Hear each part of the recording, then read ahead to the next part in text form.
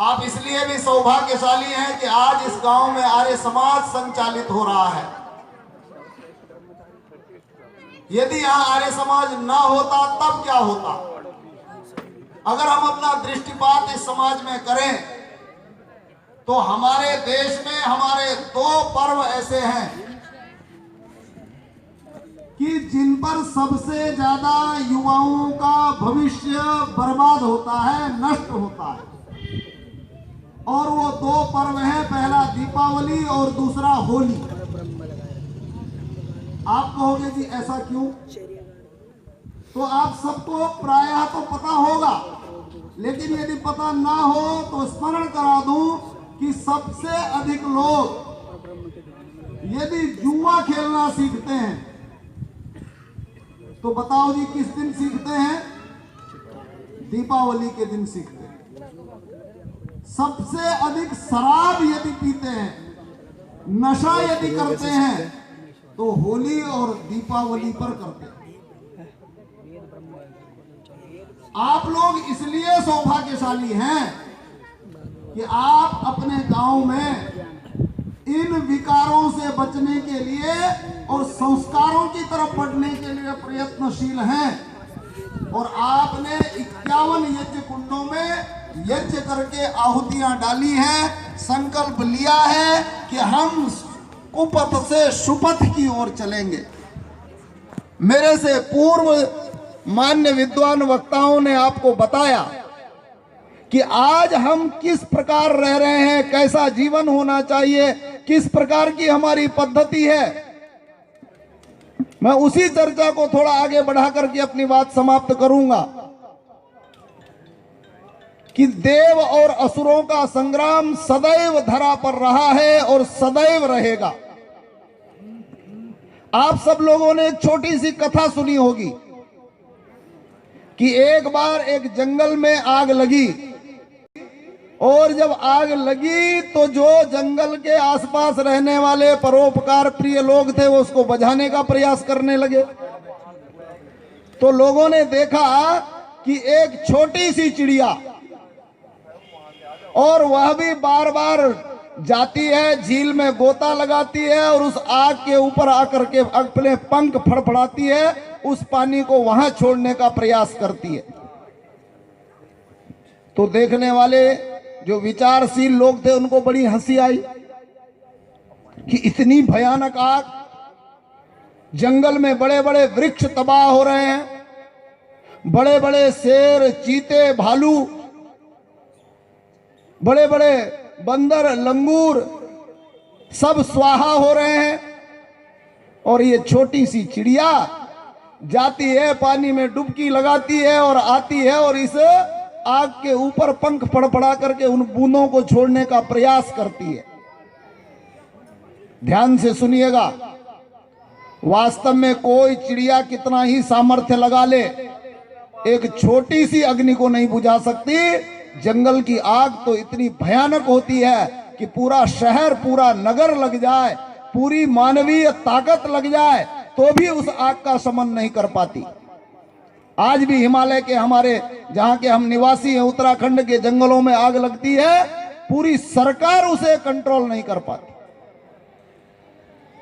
तो किसी ने उस चिड़िया से पूछा कि इतनी भयानक आग और इसको कंट्रोल करने में सरकारें सक्षम नहीं है, तुम क्या कर रही हो? बोले कोई सक्षम हो या ना हो, लेकिन मैं इतना कर रही हूं कि जब भी इस जंगल का इतिहास उठाया जाएगा, इतिहास का अवलोकन लोग करेंगे, तो मेरा नाम आग लगाने वालों में नहीं, मेरा नाम आग बुझाने वालों में लिखा जाएगा। आज दीपावली का वो प्रकाश पर्व है जब हम प्रकाश की व्यवस्था करके अंधकार को नष्ट करने का संकल्प लेते हैं, भौतिक रूप से लेते हैं। लेकिन जो हमारे करोड़ों लोगों के भीतर बैठा हुआ अंधकार है, अंधविश्वास है, मूढ़ मान्यताएं हैं, अज्ञान है, उसको नष्ट करने का उत्तरदायित्व का निर्वहन कौन करे? प्रश्न यहां आकर के खड़ा होता है। कल ही मेरी मास्टर राज सिंह जी जो इसी गांव के निवासी, उनसे चर्चा हो रही थी कि आज हमारा ये समाज कैसा समाज है। इसके लिए मैं एक शब्द प्रयोग करता हूं कि हमारा हिंदू समाज स्वरक्त पिपासु समाज है। ये संस्कृत का शब्द है। इसका अर्थ है अपने ही खून का प्यासा समाज। आप जानते होंगे इस दिल्ली में बड़े बड़े गैंग चलते हैं जो दिन दहाड़े किसी को भी उड़ा सकते हैं, लेकिन आपने कभी सुना उन्होंने किसी आतंकवादी को उड़ाया है? आपने कभी सुना उन्होंने किसी अत्याचारी को उड़ाया है? यदि वो मारते और मरते हैं तो बताओ किसको मारते हैं और किससे मरते हैं? अपने ही लोगों को मारते हैं और अपने ही लोगों की गोली से मरते हैं। ऐसा क्यों होता है? क्योंकि हमारे भीतर कुछ हजार वर्षों से अपने ही रक्त की प्यास जाग गई है। हम अपने ही लोगों का उत्थान नहीं देखना चाहते, हम अपनी ही संस्कृति का उत्थान नहीं देखना चाहते, हम अपनी ही सभ्यता का उत्थान नहीं देखना चाहते, हम अपने ही राष्ट्र के जीवन मूल्यों को, हम अपने ही राष्ट्र की सनातन परंपराओं को आगे बढ़ते हुए नहीं देखना चाहते हैं, ना उसके लिए प्रयास करते हैं, बल्कि जब भी अवसर पड़ता है तो उसको नष्ट करने का प्रयास करते हैं, उसको अवनति की तरफ ले जाने का प्रयास करते हैं, उसे पैरों तले रौंदने का प्रयास करते हैं। और इसीलिए हमारे संस्कार, हमारी सभ्यता कहां तक चली गई।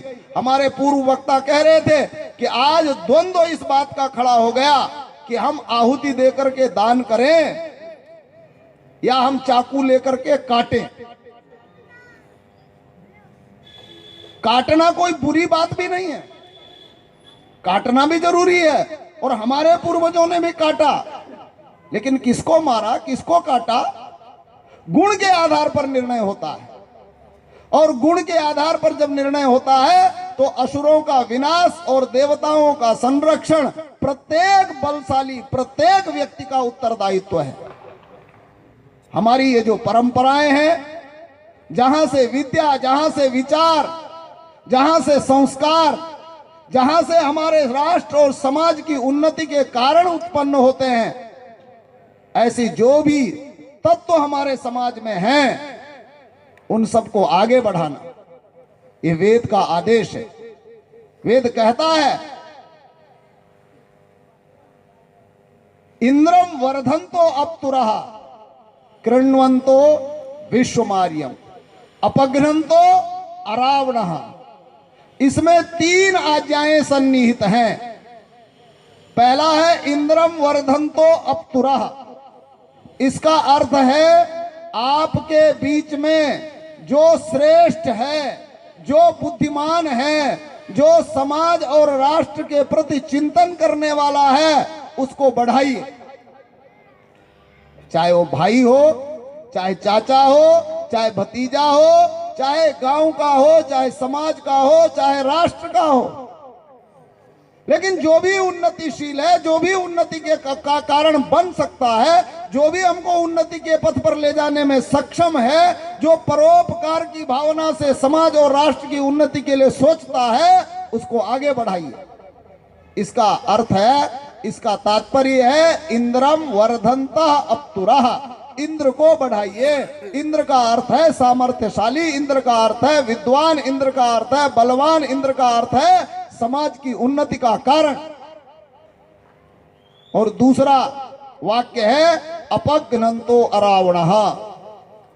जो दुष्टता वाले लोग हैं, जो निम्न सोच वाले लोग हैं, जो समाज की हानि करने की सोचते हैं, जो परिवारों को नष्ट करने का षड्यंत्र रचते हैं, जो इस राष्ट्र को देश द्रोह से ओतप्रोत होकर के राष्ट्र को हानि पहुंचाने की सोचते हैं, अपघ्नन्तः, ऐसे लोगों को मारते रहिए। मारते रहने का अर्थ है उन्हें किसी भी प्रकार से आगे बढ़ने मत दीजिए। जैसे भी हो, ऋषि दयानंद इसके लिए लिखते हैं, चाहे वे कितने ही सनाथ, कितने ही बलशाली हों, लेकिन उनके बल की हानि करते रहिए। और अंतिम है कृण्वंतो विश्वमार्यम। जब आप ये दो काम करेंगे, श्रेष्ठ की उन्नति, निकृष्ट का विनाश, तब होगा क्या? कृण्वंतो विश्वमार्यम।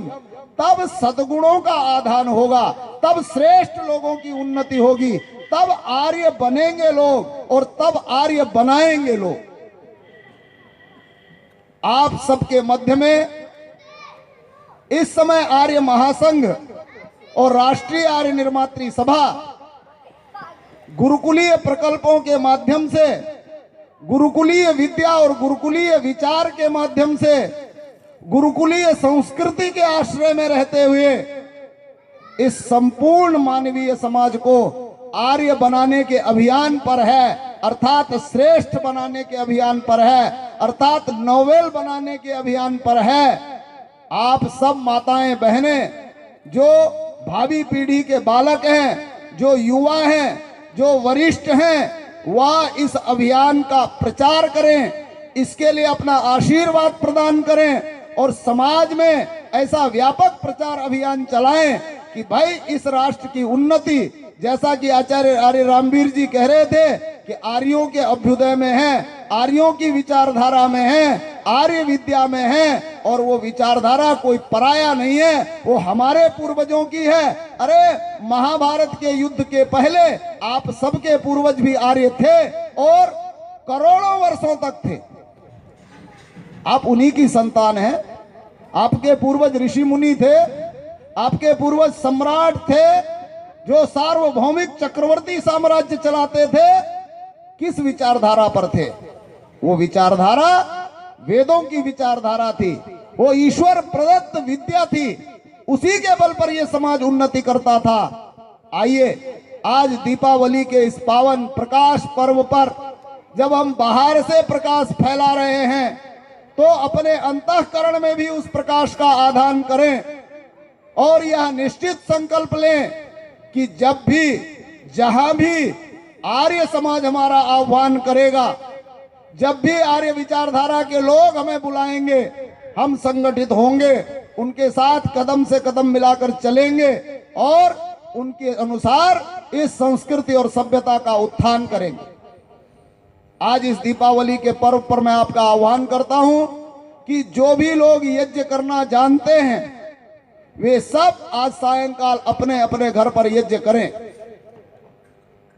जो नहीं जानते हैं वो जानने वालों से संपर्क करके अपने घर पर यज्ञ अवश्य करवाएं। यज्ञ करें और यज्ञ करवाएं, नवान्न की आहुतियां दें और इस संकल्प के साथ आगे बढ़ें कि हम आर्य संस्कृति को, हम सनातन संस्कृति को, हम अपने सनातन धर्म की जड़ों को कहीं भी घात पहुंचाने नहीं देंगे, उनकी हानि नहीं होने देंगे।